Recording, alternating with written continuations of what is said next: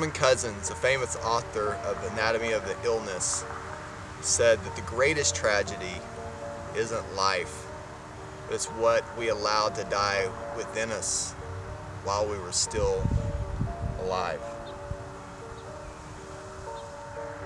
You know, it's so easy to not live life on purpose, but just live busy, right? Have you ever felt that way?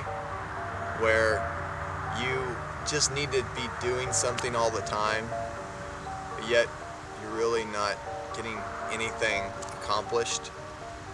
And even worse, you're not fulfilling your higher purpose and meaning to what you can contribute to this planet, to this world, how many people that you can help.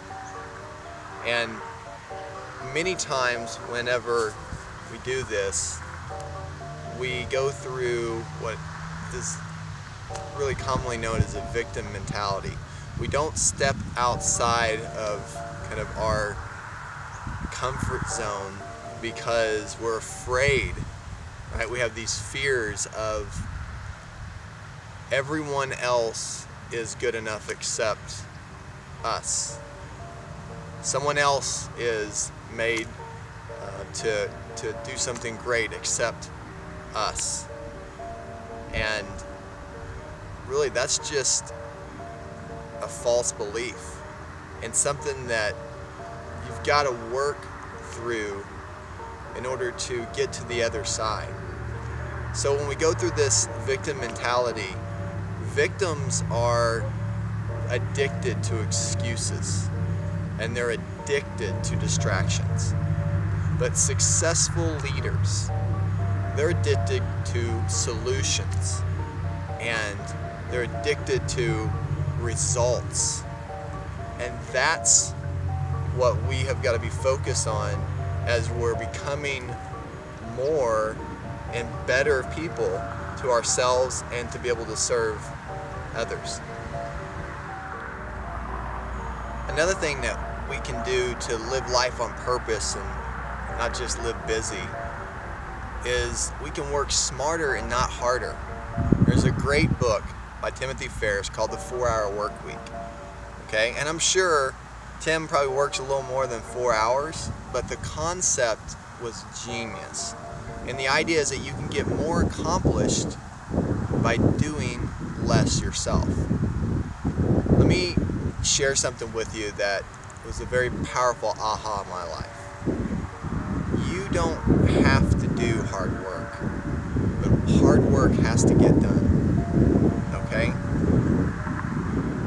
You can be focused on kind of the dashboards of your life, the things that are the most important, the things that your strength and your weaknesses or other areas in your life, you can delegate those things out. And that's just working smarter and not harder. And if we're being just really gut level right now, there were days where I was working non-stop, sometimes 100 hours a week. And it isn't because I didn't think someone else could get the job done. It literally is because I was a control freak. And maybe that's something that's affected your life. Alright, so let's talk about control for a moment, okay? Control is one of those things that's deceptive. Basically, whenever you think you have all of this control, you usually get a big ego.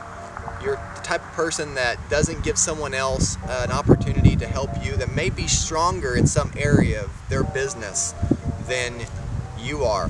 Maybe someone is a very good organizer, yet you're not a good organizer, but you don't want to give up the control, so you'll work the extra 1 or 2 hours at night to get everything organized, even though that you could very easily pay a small amount of money from the profits that you made from some business deal or from that house flip or whatever it is that you're dealing with, and you could bring someone on your team and have a team player that's very good at organization. Maybe you're not very good at doing, paperwork, or maybe you're not good at doing sales, yet you are going in there because you want the control.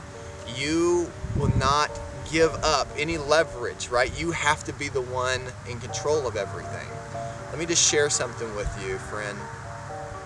Control will drive you to a grave faster than anything because of the stress that comes from it. Stress is the #1 leading cause of why people die. Stress, okay? It isn't these drugs and alcohol, even though those things are horrible, but stress. And if you do not get this concept, you will be headed to a grave faster than you think. Here's a big aha that happened in my life, and I hope it affects you too. The more control that you give away, the actual more that you get. If you give away control, you get more of it. Because now you're able to look at the dashboards in your life. Now you're able to look at the important leverage in your life. The things that your strengths, the things that you need to be focused on, and you can have a team of people that you can rely on to help you scale and help you take your business to something bigger than you even dreamed was possible. Right? You've heard the story about, that teams will win championships, right? But that one superstar can have all the ego, and they have all the control, and they can actually run the team because they don't pass the ball, or they don't give it up because they want all the ego.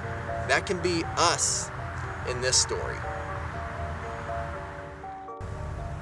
So there's a story of Picasso, and there's this lady that saw Picasso in the street, and she was excited. She's like, oh my gosh, there's this famous artist Picasso. I've got to get something drawn from him. So she reached in her pocket and she grabbed this little piece of paper. She had a pencil, and it's all she had. So she went up to Picasso and tapped him on the shoulder and said, Picasso, will you please draw something for me? I'm such a huge fan. And Picasso said, well, sure, my lady. And he took the piece of paper and he drew something on there, and about 30 to 40 seconds later he handed it back to the lady. He goes, my lady, that'll be $1 million. And the lady's like, oh my gosh, so what do you mean $1 million, Picasso? I mean, it literally just took you 30 or 40 seconds to draw that. And Picasso said, oh my lady, it took me 30 or 40 years to draw that in 30 or 40 seconds. So once you tap into how valuable that you really are, things change, your perspective changes. Once your mind expands, it can never go back to the same size.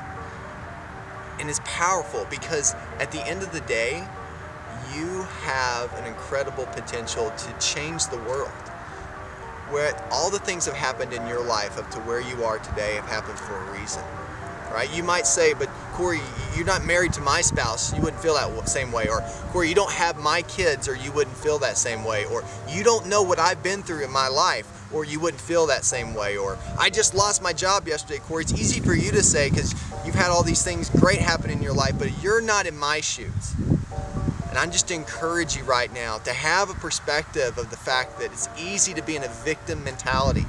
Everyone goes through challenges in their life. I've been through massive challenges in my life. But when you're in a victim mentality, you're addicted to excuses and you're addicted to distractions.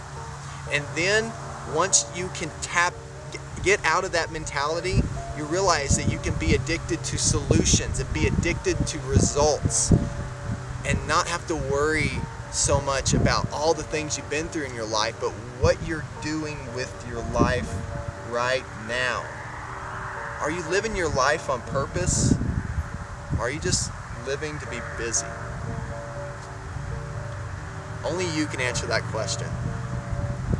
And so what's your Picasso story?